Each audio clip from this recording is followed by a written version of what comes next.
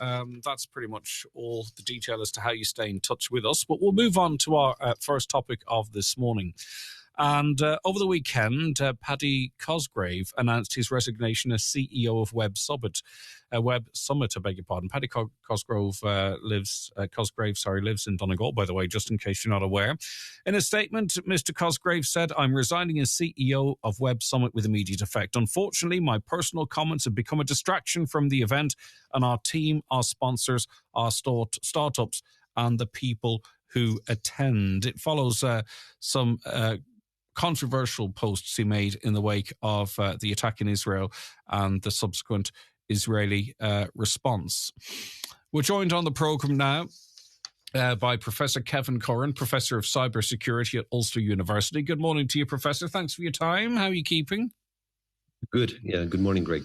It's good to have you with us. Right, the Web Summit, how significant is it? It was originally based in Ireland, and I think Mr. Cosgrave believed he wasn't getting the support he deserved and then moved it to Lisbon. Is it a big deal? It is, yeah. They're expecting 70,000 people to attend. And of course, most of the major technology companies were present at this again. I mean, it lags behind one I attended for 8 years in a row, Mobile World Congress in Barcelona, which has about 120,000 attendees. But Web Summit is still one of the largest technology conferences in Europe. And this was established by Paddy, wasn't it? Paddy. Yeah, Paddy was a co-founder, really, and he's been the main guy behind it all. And I've been there. It's been a few years since I was there, but I did compare one of the events again where I interviewed or had to compare and actually interview Eric Mijakowski, and he was the guy behind Pebble, which was the original smartphone, the one that had the most commercial success. And I remember that about 3,000 people in the auditorium, and it was really well executed, the whole event and the pavilion and everything else. And it was down in Ballsbridge, actually, is where it was. But it was a superb conference. I've been to a lot of them, and it was just as good as any I've ever attended. Do you think him resigning as CEO, though, will be enough to save the brand? I suppose whatever, they might try and get it over the line and have some measure of success in Lisbon, but then it's in Qatar then as well, which in and of itself is really quite controversial the following year. Yeah, we'll have to see what happens, really. I mean, because the major brands like Intel, who hire so many people in Ireland, again, Microsoft, Google, we can go right down the list. They've all pulled out. And again, whether they come back again. But sometimes in a case like this, it wasn't as if the Web Summit executive came together and issued a statement. This was one individual. So the fact that he's resigned may be enough to allay some of the actual disappointment in people, because he was naive here. He misunderstood his audience, really, that so much of Silicon Valley is owned and created by Jewish people. Again, Steve Ballmer, the co-founder of Microsoft, is Jewish. Mark Zuckerberg of Facebook is Jewish. Larry Ellison of Oracle is Jewish. There is so many Israelis working for these companies as well. He really misunderstood exactly who the people are that he's dealing with, really, in his life, because he does have a history of making political statements, really.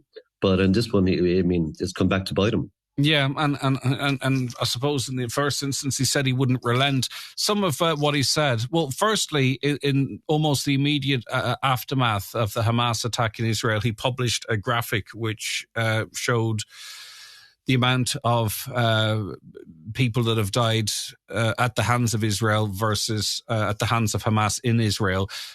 And that was almost immediately after this attack. And he tweeted things along the lines of, "I'm shocked at the rhetoric and actions of so many Western leaders and governments, with the exception in particular of Ireland's government, who for once are doing the right thing. War crimes are war crimes, even when committed by allies, and should be called out for what they are." And what's happened is a lot of people that perhaps wouldn't be fans of his, Kevin, are sort of finding themselves sympathising with him in that they might agree with the thrust of his points, but perhaps don't agree with everything else that's come out of his mouth on social media particularly.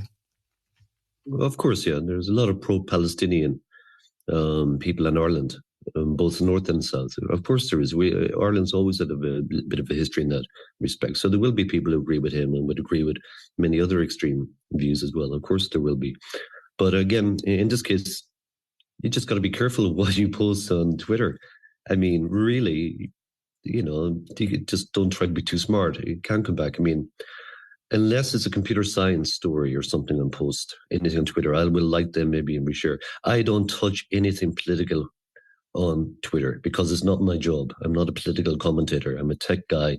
And whatever my belief is strongly on anything, there's going to be some people who are upset, and it's not my place again. If I want to change someone's opinion, I change it in person in my discussions. Nothing I will say will change anyone's mind when it comes to anything outside technology. Again, so the only people I can change is obviously my family, my friends maybe, and give my opinion. And of course, I'll debate anyone, but I don't have to try and go online and give my opinion about something which is not in my area. But that's one of the greatest problems on Twitter / X is that everyone has an opinion and wants to express it, even when it's probably just informed by something they read 30 seconds ago. Of course there is, yeah. But my advice there is just for younger people, again, just be careful. Just be careful when it comes to, do you have to get involved in that if you're in tech or whatever else? Like I said, just be careful about what you share, whatever, because it can come back to bite you very much again. It's just like, again, don't go on social media when you've had a few drinks. This is all very solid advice for a Monday morning from Professor Curran. Thank you.